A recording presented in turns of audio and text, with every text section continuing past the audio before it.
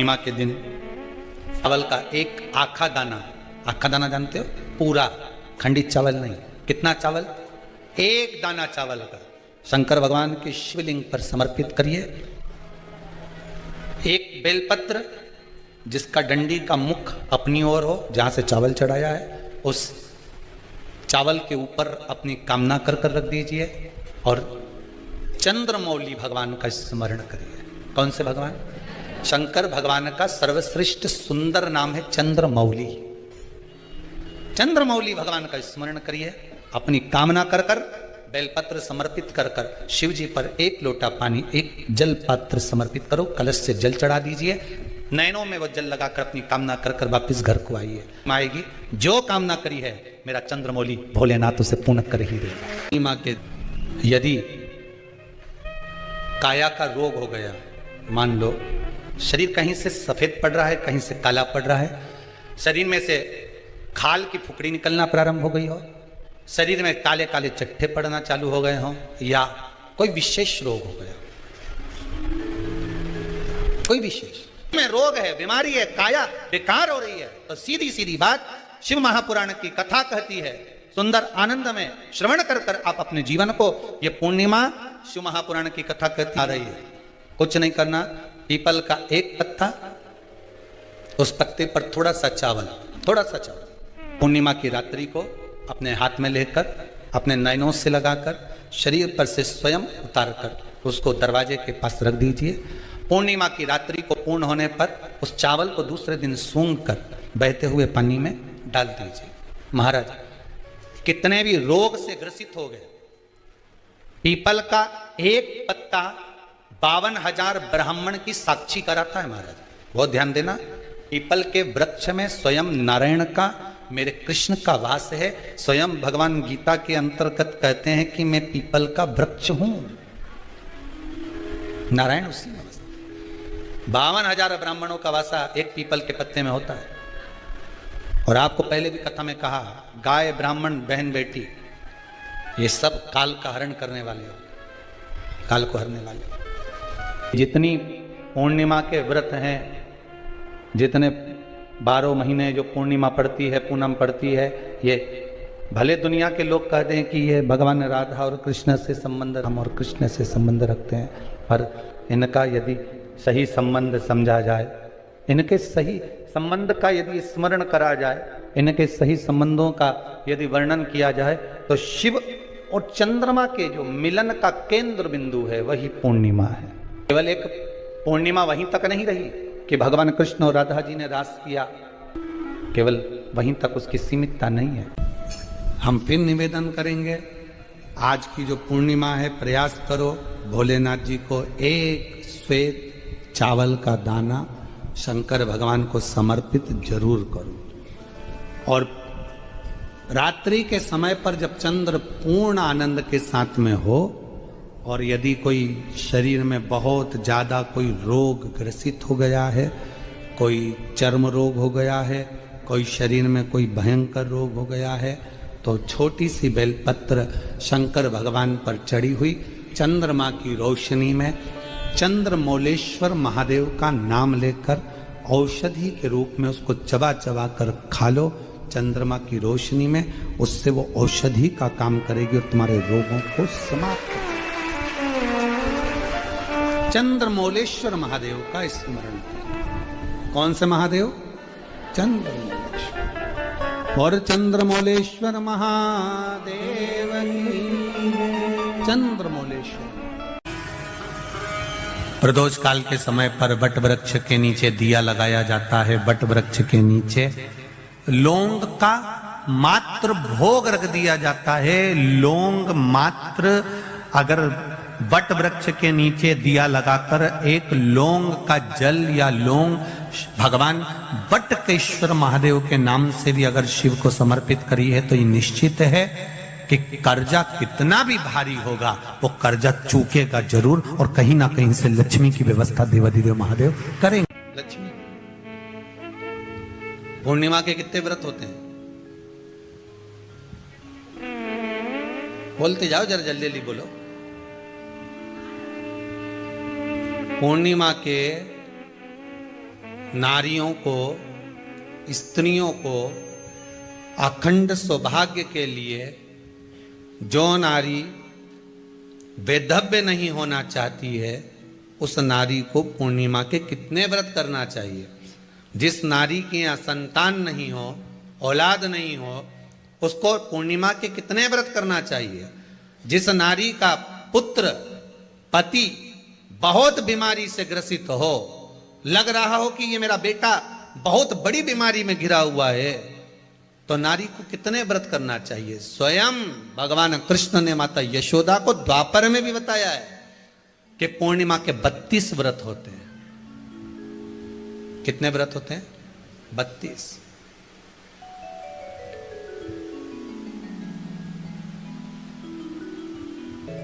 कि नारी वैधव्य होकर ना मरे।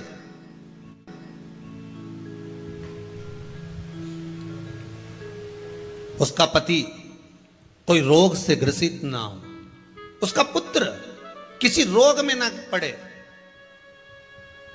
अरे भाई, कितना सुंदर संवाद लिखा है। अगर किसी माता का पुत्र मान लो किसी नशे में डूबा हुआ है, कोई नशा कर रहा है और गलत नशा है, आपको लग रहा है कि यह नशे में डूबा हुआ है, आपको लग रहा है कि यह गलत जगह पर डूब गया है, आपको लग रहा है कि मदिरापान में, मांसाहार में या अधिक गांजा आदि जो भी नशे होते हैं, जितने भी नशे, उसमें डूब चुका है। और माँ उसको समझा रही है, तू नशे में मत डूब, तू इस काम को मत कर, तू ये गलत कर्म मत कर। माँ उसको समझा कर हार गई। तो मेरा माताओं से निवेदन है, आप उसको समझाना बंद कर दो, एक काम करना प्रारंभ कर दीजिए। हमें जो शिव महापुराण के माध्यम से शास्त्र कह रहा है कि आप 32 पूर्णिमा के व्रत प्रारंभ कर दो। उसमें करना क्या है आपको? केवल जिस दिन व्रत रहे, रात्रि के समय पर कोई भी मीठा, कुछ भी सामग्री आप चंद्र की रोशनी में, चंद्र को अर्घ देने के बाद, पूजन करने के बाद उसको रखो, और वही सामग्री जो नशा कर रहा है उसको पूर्णिमा के दूसरे दिन उसको खिलाओ। आप धीरे धीरे खिलाना चालू करेंगे, जिस नशे में वो डूबा हुआ उस नशे से वो छूटना प्रारंभ हो जाएगा। 2 पूर्णिमा व्रत करके तो देखो, तीसरे में तुम्हें जरूरत ही नहीं पड़े। धीरे धीरे आप वो छूटना प्रारंभ हो जाएगा। मान लो किसी नारी का पुत्र या पति रोग से ग्रसित हो,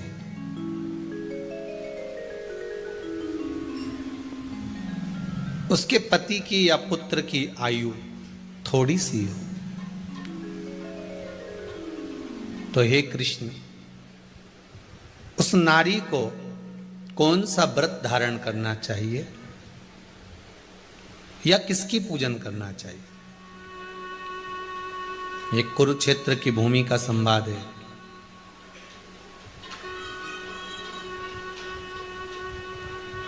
भगवान कह रहे हैं, मां, अगर नारी अपने पुत्र और अपने पति के लिए, उसकी उम्र की वृद्धि के लिए, रोग मुक्ति के लिए, विश्व के ताप को कम करने वाले चंद्रदेव की आराधना पूर्णिमा के व्रत को धारण करती है, तो नारी उस व्रत के प्रभाव से अपने पुत्र और पति की बीमारी को, रोग को हर लेती है।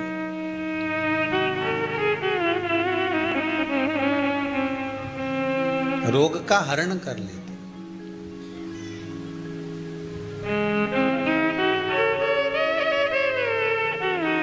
महाराज, जो बच्चा बुद्धि से विकलांग हो, विद्या में कमजोर हो, परीक्षा हॉल में पेपर देते समय भूल जाता हो,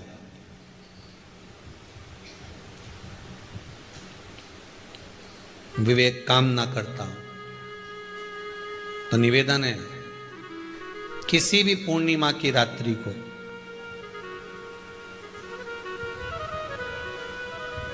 बारह बजे गाय के, गौ माता देसी गाय के जो 4 थन होते हैं, उन 4 थन में से जो आगे के थन होते हैं, 2 पीछे की ओर होते हैं, 2 आगे की ओर होते हैं। तो जो आगे के 2 थन हैं, उस थन का दूध निकलवा लिया जाए और उस दूध का कोई भी मीठा पदार्थ बनाओ तो ठीक है, ना बनाओ तो उसी दूध में शक्कर मिलाकर पूर्णिमा की रात्रि को जो विवेक से कमजोर हो, बुद्धि से कमजोर हो, या याद करा हुआ सब भूल जाते हो, या आपके लिए भी है कोई चीज रखते हो भूल जाते हो, विवेक याद नहीं रहता, बुद्धि में इतना प्रबल बल नहीं आ पाता, याददाश्त कमजोर होती चली जा रही, तो किसी भी पूर्णिमा की रात्रि को 12 बजे गाय के आगे के 2 थन का दूध, उसमें कोई पदार्थ शक्कर गुड़ कुछ भी मिलाकर भगवान के चंद्रदेव की साक्षी में उसको पिला दिया जाए। महाराज बार बार पिलाने की जरूरत ही नहीं पड़ेगी, एक ही बार में काम कर जाएगा और विवेक पूर्ण तरह से कार्य करने लगेगा। देसी गाय के आगे के 2 थन का दूध बड़ा प्रबल होता है।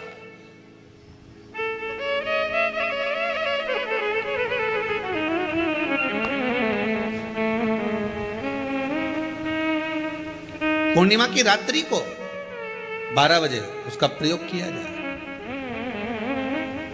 आप उस दूध को निकाल लो शाम के समय, रात्रि के समय ग्वाले से कहकर जिसके यहाँ पर देसी गाय हो वहां निकलवा कर उसको रखा जाए, उसका पान करा जाए। महाराज रोग बीमारी में प्रबलता, तो मां यशोदा जी जग कल्याण के लिए पूछ रही है, संपूर्ण विश्व के कल्याण के लिए।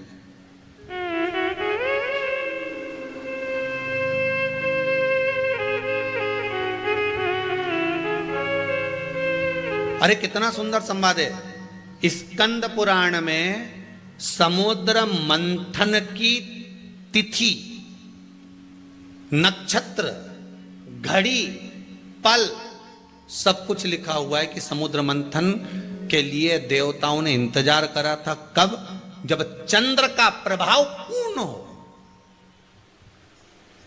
जब चंद्र का प्रभाव पूर्ण होगा तब जो मंथन होगा, उस मंथन का जो सुख होगा वो जीवन को आनंद दे जाएगा। हो सकेगा तो कल की कथा में मंथन के लिए जो समय स्कंद पुराण में कहा गया कि ये समय में चंद्र प्रबल होगा, उस चंद्र की प्रबलता में मंथन का कार्य प्रारंभ करा जाए। देवता और राक्षस मिलकर मंथन करें। कल की कथा में वो पल, वो समय भी बताएंगे कि स्कंद पुराण में ये जगह पर ये चीज लिखी है। क्यों इंतजार कर रहे हैं कि चंद्र प्रबल हो तब हो? क्यों भीष्म पितामह इंतजार करते हैं कि सूर्य उत्तरायण हो तब जाऊं?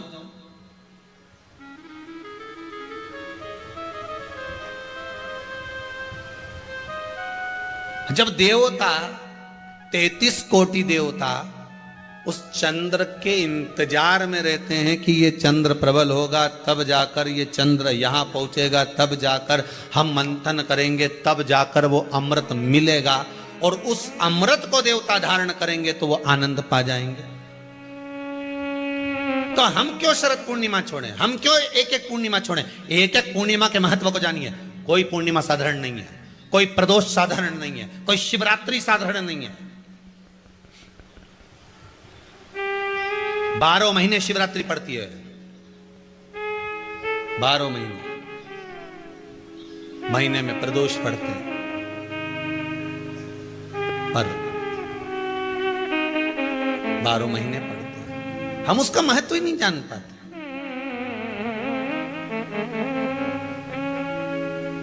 कौन से प्रदोष पर क्या करना है, कौन सी पूर्णिमा को क्या धारण करना है, कौन सी शिवरात्रि पर। कई लोगों को तो यहां तक नहीं मालूम था कि भाई श्रावण के महीने में भी शिवरात्रि आती है। वो तो बस लोगों के कि शिवरात्रि का पूजन हुआ, तो उसका स्मरण क्यों छोड़े हम? अगर ये वेद और शास्त्र ब्राह्मणों को दिए गए हैं, ये वेद और शास्त्र विद्वज्जन को दिए गए हैं, तो इसका स्मरण होना चाहिए कि हम निकालकर जनमानस तक ये चीज पहुंचाएं कि हमें इस दिन ये पूजन करना है। उसका स्मरण होना चाहिए।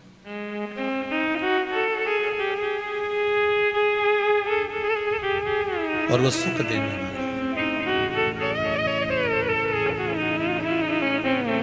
भगवान कृष्ण से यशोदा जी ने पूछा तो भगवान कृष्ण ने कहा, मां पूर्णिमा का व्रत अगर नारी 32 पूर्णिमा धारण कर लेती है तो वो नारी बेधव्य होकर नहीं जाती। पर आप लोग व्रत जो करते हो ना, जो भी व्रत आप लोग उठाते हो, सोमवार का व्रत जैसे किसी माता जी ने उठा लिया और वो उठाने के बाद, हम तो शादी नहीं हुई थी ना जब भी सोमवार व्रत करते थे, अब शादी हो गई अभी भी हम सोमवार का व्रत कर रहे हैं, करे जा रहे हैं, करे जा रहे हैं, करे जा रहे हैं, पर उसका कोई उद्यापन नहीं करा, कोई संकल्प नहीं लिया गया कि मैं 5 करूंगी कि 16 करूंगी कि 25 करूंगी कि 31 करूंगी कि 21 करूंगी। इसलिए पूर्णिमा व्रत का विधान में कहा गया कि 32 पूर्णिमा का पहला संकल्प होना चाहिए। उसके बाद आपकी 32 पूरी हो जाए, फिर आप दूसरे और व्रत कर लो, फिर 32 कर लो, फिर 32 कर लो, पर उसमें पूर्णता का भाव। अभी तक किसी के सोमवार और गुरुवार और शुक्रवार के व्रत ही पूर्ण नहीं हुए, अभी तक चल रहा है, अभी तक चल रहे हैं। हम तो सोमवार का व्रत करते हैं, हम तो शनिवार करते हैं, अब शनिवार करते करते 4 साल हो गए, 6 साल हो गए, 5 साल हो गए। भगवान को तो थोड़ा बहुत कुछ खिला पिला के उनको एक बार तो विश्राम दे।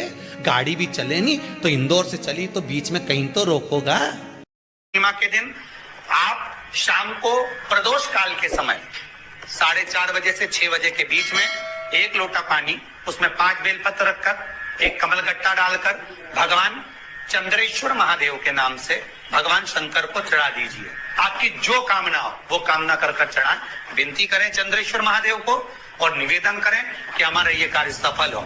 केवल पूर्णिमा के दिन चढ़ाइए, कार्तिक पूर्णिमा तक क्या फल मिलता, छोड़ मत देना। 1 लोटा पानी बिल्कुल मत छोड़, जपे जा, लगे जा, करे जा।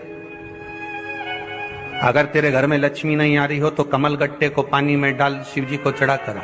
कमल का फूल बाजार में मिल रहा हो, जब तक कमल का पुष्प बाजार में मिले तब तक 1 कमल का पुष्प सोमवार की सोमवार शंकर को चढ़ाना चालू कर दे। सोमवार को नहीं चढ़ाए तो प्रदोष को चढ़ा, पर शंकर की भक्ति कर। और कमल का फूल ना मिले तो कमल गट्टा पानी में डाल, उस पानी को शंकर पर चढ़ा, पर चढ़ा देख, क्योंकि शिव के चरणों में रहने के लिए माता ख्याति ने लक्ष्मी देना चाहिए और लक्ष्मी जी को भगवान शंकर ने नारायण को दे दिया। अगर वही कमल के पुष्प पर लक्ष्मी का निवास होता है, इसलिए दीपावली पर कमल का फूल शिव जी को, भगवान माता लक्ष्मी को समर्पित होता है। कमल का पुष्प मेरे भगवान विष्णु ने शंकर भगवान को सावन के महीने में 108 दिए थे। वो पुष्प का फल इतना मिला कि भगवान विष्णु को सुदर्शन चक्र मिल गया था। सुदर्शन चक्र किसका था? भगवान शंकर का। वो चक्र भगवान विष्णु को दिया। ले लो, तुमने कमल के फूल चढ़ाए 108, ये कमल का पुष्प चढ़ाने का फल ये कि अपना सुदर्शन चक्र तुमको देता हूं, दुष्टों का संहार करना ये आपको देता हूं। भगवान विष्णु सुदर्शन चक्रधारी हो गए। केवल कमल का पुष्प चढ़ने से भगवान नारायण को लक्ष्मी प्राप्त हो जाती है, इसलिए लक्ष्मी जी की प्रियता कमल का पुष्प है। वो कमल के पुष्प का जल, कमल का जल या कमल गट्टे का जल शंकर पर आप प्रदोष की प्रदोष, सोमवार की सोमवार। नहीं आ रही ना लक्ष्मी, पैसा नहीं आ रहा, अब आपने सब दूर माथा टेक लिया, चढ़ाना चालू करो। 1 कमल गट्टा पानी में डालो, उस पानी को शिव जी को चढ़ाओ, चढ़ाइए। मिल जाए कमल का फूल, जब तक मिल रहा है, अभी ठंडक में तो मिल ही जाता है, कमल का पुष्प मिले, मंगवा लिया, चढ़ा दिया सोमवार की सोमवार, नहीं तो प्रदोष की प्रदोष चढ़ाओ। 5-6 प्रदोष करके देखो, कहीं सियोर वाला महाराज झूठ तो नहीं बोल रहा। जो व्यक्ति बहुत ज्यादा गरीब हो, बहुत कंगाल हो, लक्ष्मी नहीं आ रही हो, बहुत तकलीफ में हो, कर्जा बहुत ज्यादा हो, उसको कुछ नहीं करना। सोमवार की सोमवार शाम के समय बेलपत्री के पेड़ के नीचे थोड़ी सी शक्कर या गुड़ डालकर एक दिया रखकर घी की बत्ती लगाकर जलाकर जाओ, अपने आप कर्जा चूकना चालू हो जाता है, कर्जा नहीं रहता। उसी तरह बेलपत्री के पेड़ के नीचे सोमवार की सोमवार शाम के समय दिया लगाने पर हमारे घर में कितना भी कर्जा हो सब चुक जाए। क्यों? माता लक्ष्मी को भगवान शिव ने कहा था, लक्ष्मी तेरा विवाह मैं भगवान नारायण के साथ कर रहा हूं, तो नारायण के चरणों में तो रहेगी, पर एक बात याद रख, माता पार्वती के नयन अश्रु से प्रकट हुए बेलपत्र के नीचे शाम के समय पर तेरा निवास होगा। तो प्रतिदिन शाम के समय पर बेलपत्र के पेड़ के नीचे बैठकर नारायण की आराधना करेगी। जो तेरे नाम का दिया बेलपत्र के पेड़ के नीचे लगाएगा, उसका घर संपदा से भर जाएगा। आज भी कहते हैं दीपावली के दिन रात्रि के 8 बजे से 9 बजे के बीच में पीपल के पेड़ के नीचे जो घी का दिया और सरसों के तेल का दिया लगाता है, उसकी यहाँ संपदा की कमी नहीं आती। सोमवार के दिन जिसके घर में संपदा की कमी होती है, जिसके घर में कर्जा बढ़ जाता है, लक्ष्मी नहीं आती, बहुत टेंशन की जिंदगी जीता है मनुष्य, व्यापार चल नहीं रहा, बहुत तकलीफ का जीवन चल रहा होता है, तो आज भी नियम है महाराज कि सोमवार शुक्रवार ये 2 वार ऐसे हैं, इन 2 वार को यदि कटोरी में थोड़ा सा शहद रखकर, मधु रखकर यदि लक्ष्मी जी का स्मरण किया जाए और माता लक्ष्मी जी का स्मरण कर कर एक लाल पुष्प उस कटोरी के सम्मुख में माता लक्ष्मी का नाम लेकर रखा जाए और बाद में वही शहद, वही मधु और वही पुष्प सोमवार का दिन और शुक्रवार के दिन लक्ष्मी का पूजन कर कर, स्मरण कर कर, दूसरे दिन शुक्रवार के दिन पूजन करें, शनिवार के दिन उस मधु का, उस पुष्प का विसर्जन करें, सोमवार के दिन पूजन करें लक्ष्मी जी का स्मरण कर कर, और मंगलवार के दिन अगर विसर्जन करें, 5 या 7 सोमवार या शुक्रवार को यदि आप मधु का भोग लक्ष्मी जी को लगाना प्रारंभ कर दें, शिव का नाम स्मरण कर कर, तो उसके घर में कभी संपदा की कमी नहीं होती, लक्ष्मी उस संपदा को बढ़ाती। सोमवार के दिन पंच बेलपत्र, पंच पुष्प, पंच दुर्वा और पंच पात्र जल। सोमवार के दिन शिव जी के मंदिर में प्रातः के समय पर बाबा को 1 बेलपत्र, 1 दुर्वा, 1 पुष्प, 1 लोटा जल समर्पित कर कर थोड़ी देर रोककर श्री शिवाय नमस्तुभ्यम या पंचाक्षर मंत्र ओम नमः शिवाय स्मरण कर कर, महामृत्युंजय मंत्र का स्मरण कर कर, फिर बेलपत्र, फिर दुर्वा, फिर पुष्प, फिर जल, ऐसा 5 पंच बेलपत्र, पंच दुर्वा, पंच पुष्प, पंच पात्र जल तुम रुका जी का नाम लेकर समर्पित कर कर उस जल का आचमन करिए। 5 सोमवार या 7 सोमवार करिए, बाबा गर्भ अवश्य ठहराएगा और संतान अवश्य हो। स्कंद पुराण कहती है जिस व्यक्ति पर कर्जा बहुत ज्यादा मात्रा में हो जाता है और कर्जा चूकता नहीं है, आप बहुत प्रयास कर लिए, करोड़ों रुपए का कर्जा हो गया, यहां से लिया वहां दिया, वहां से उठाया वहां दिया, वहां से उठाया वहां दिया, तो निवेदन है कभी मौका लगे कर्जा मुक्ति के लिए सारे वृक्षों में अगर कोई श्रेष्ठ वृक्ष माना गया है तो वो बट का वृक्ष माना गया महाराज। इसलिए प्रशासनिक कार्य के लिए, मानसिक टेंशन में, परेशानियों में बटकेश्वर महादेव का स्मरण किया जाता है। और यदि निवेदन करूंगा बहुत ज्यादा, यदि आपको कर्जा हो गया है, बहुत ज्यादा कर्जा हो गया और वो कर्जा चूक ही नहीं रहा, तो थोड़े दिन बड़ के पेड़ के नीचे आप बटकेश्वर महादेव के लिए 1 लोटा पानी, उसमें थोड़ा सा पिसा हुआ चावल पीस के गला लेना, चावल को और पीस लेना, पीस के उस पानी में मिला लेना और मिलाकर उसमें थोड़ी सी हल्दी पिसी हुई डालकर बटकेश्वर महादेव के नाम से बड़ के पेड़ के नीचे अपनी कामना कर कर, जो कर्जा हुआ है उस कर्जे का भान देते हुए, स्मरण देते हुए छोड़ दीजिए। महाराज 2 या 3 सोमवार एक ही जगह पर करना, 3 सोमवार बाद वहीं से बड़ के पेड़ की थोड़ी सी जड़ उठा लाना और उस जड़ को एक कोई धागे में बांधकर या तो अपनी गले में डाल लो या अपनी जेब में पटक लो, उसको थोड़े दिन पटक कर रखना, लगभग 2 से 3 महीना पटक कर रखो। वो जड़ जैसे बड़ का पेड़ विस्तार होता है, पानी गिरे ना गिरे, जल वृष्टि हो ना हो, गर्मी पड़े ना पड़े, उसको कोई फर्क नहीं पड़ता, बड़ का वृक्ष आप रूप फैलता जाता, उसकी जड़ें अपने आप प्रबल होती है। उसी तरह ये बटकेश्वर महादेव कहीं से भी अगर जड़ आपके पास में रखी है 1 महीना, 2 महीना, 3 महीना तक, तो ये जड़ अपने आप लक्ष्मी को पकड़कर खींच कर लाती है और कर्जे से मुक्त कर देती है। बटकेश्वर महादेव का स्मरण सुख का देना हो। अगर किसी कामना के वश अगर हम दीप लगा रहे हैं या हमारे मन में कोई भाव उत्पन्न है और हम बाबा से कहना चाहते हैं कि बाबा मेरा ये कार्य है आप पूर्ण करिएगा, तो फिर शिव मंदिर में भी लंबी बाती का दीप आप प्रदोष या सोमवार की अष्टमी या सोमवार या आप शिवरात्रि को बाबा से निवेदन कर कर लगा सकते हैं। हाँ, विशेष जब कोई एक बहुत बड़ी बात हो और आपके कार्य में कहीं अटकल हो रही हो, तो एक ही दीप में दो बाती, शिव और शक्ति, लंबी बाती बनाई, शिव और शक्ति के नाम से दो बाती एक साथ एक दीप में भी लगा सकते हैं। पर कब?